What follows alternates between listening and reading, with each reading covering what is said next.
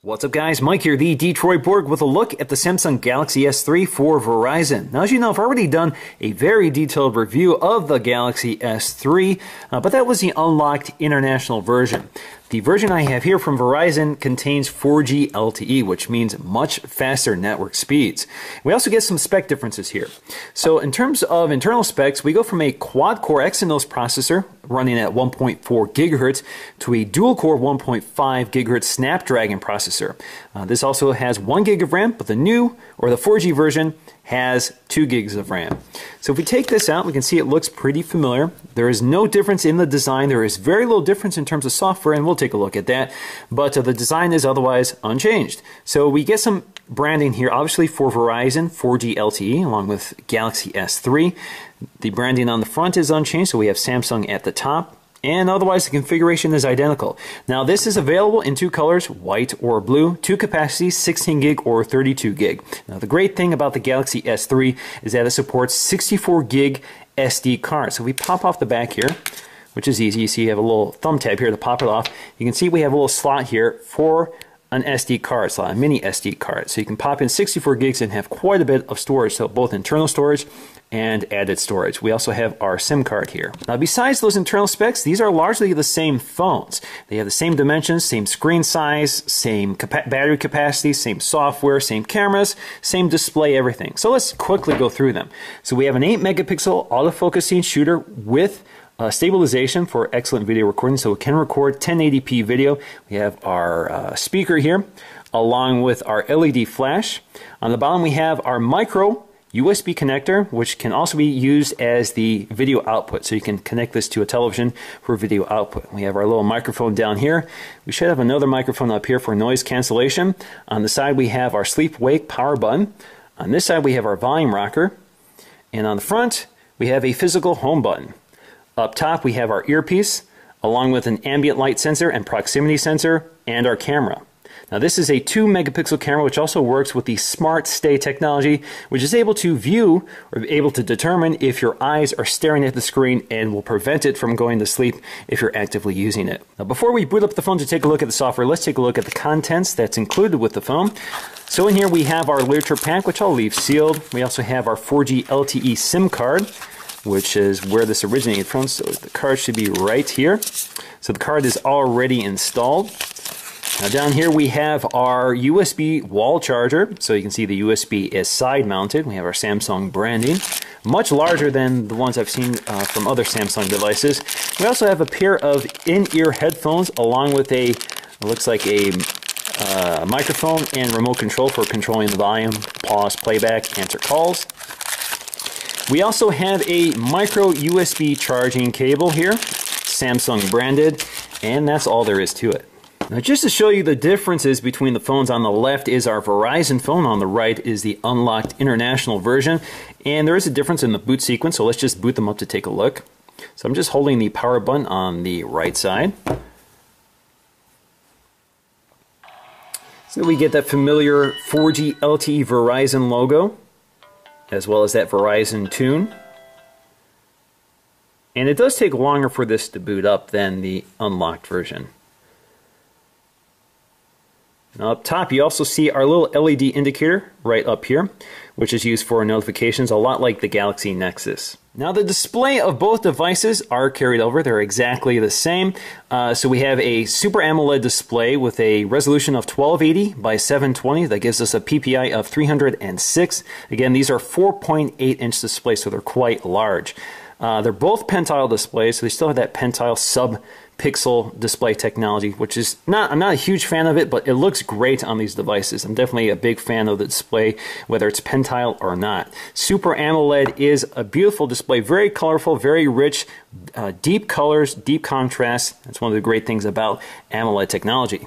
Now on the lock screen, they've made one minor change here. So these are apps that you can launch quickly from the lock screen just by swiping up on them. So you can see it jumps right to the camera if you swipe up over that app. Now they do change, Verizon does remove the Chat On app from this phone and instead just uses the standard messaging app. Chat On was kind of a free client for messaging between Samsung devices. It's kind of like iMessaging. If you're familiar with that on iOS, iMessaging allows you to message between iOS devices free of charge. So instead, we have the standard messaging app here. That takes you right to it.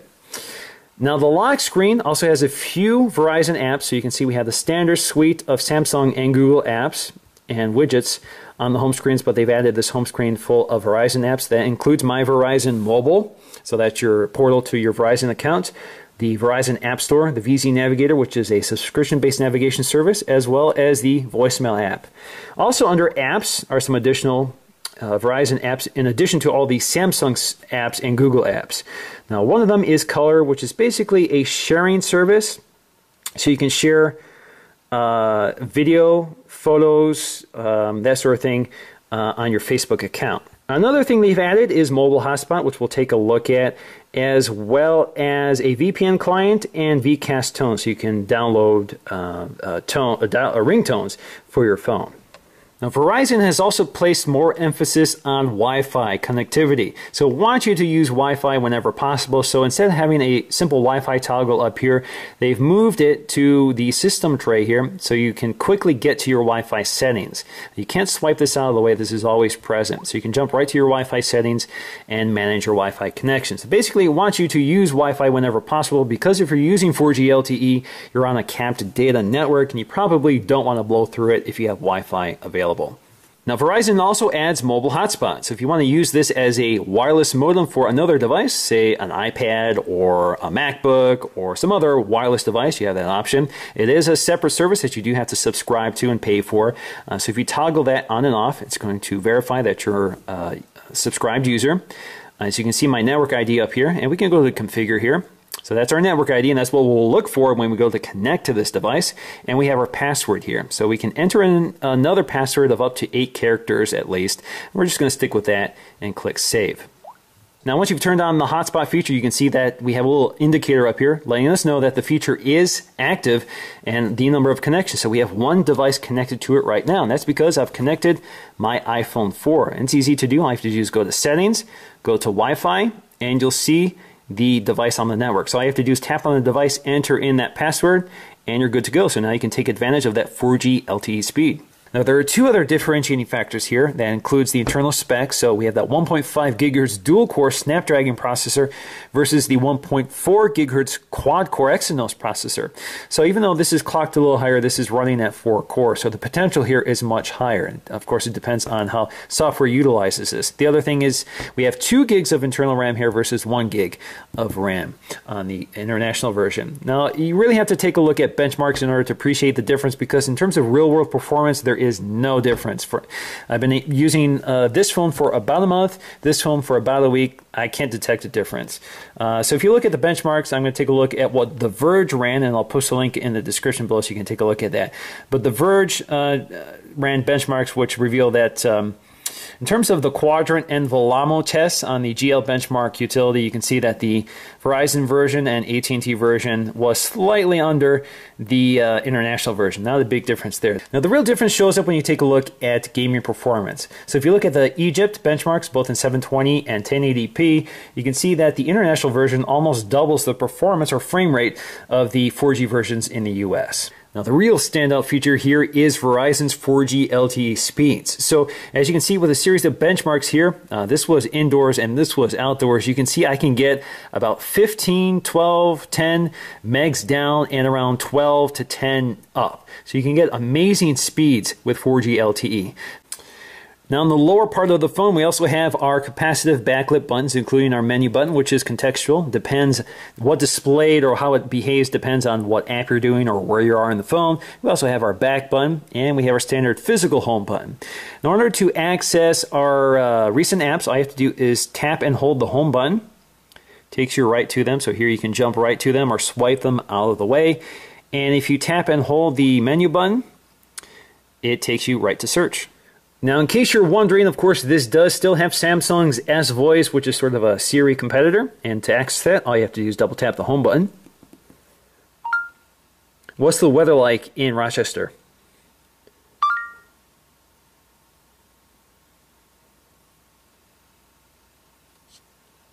Here is the weather for Rochester, Michigan.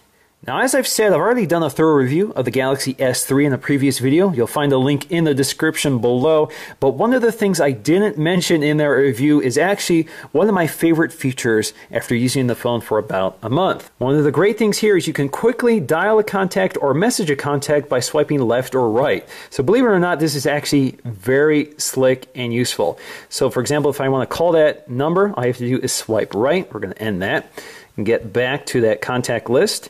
Or you can swipe left to message them. Now, another very useful feature here is that when you're text messaging somebody and you lift the phone to your face, it will automatically dial that number. Definitely one of my favorite features. I've actually used it a lot, and I miss it when I go to any other phone. So now, all 4G versions of the S3 do lose one of the features available on the international version, and that's an FM radio app. Now, the hardware is still there, but it has been disabled. So you don't find this app installed, but this does have the hardware built in, so maybe somebody will be able to get it to work, or it will be activated in the future. But all you had to do was connect a pair of headphones. That was your antenna, and you can listen to your FM radio. Now, in terms of battery performance, this is where there's a lot of concern thanks to 4G LTE. A lot of people assume that it will zap the battery pretty quickly, but it really isn't that perceptible, at least from my use.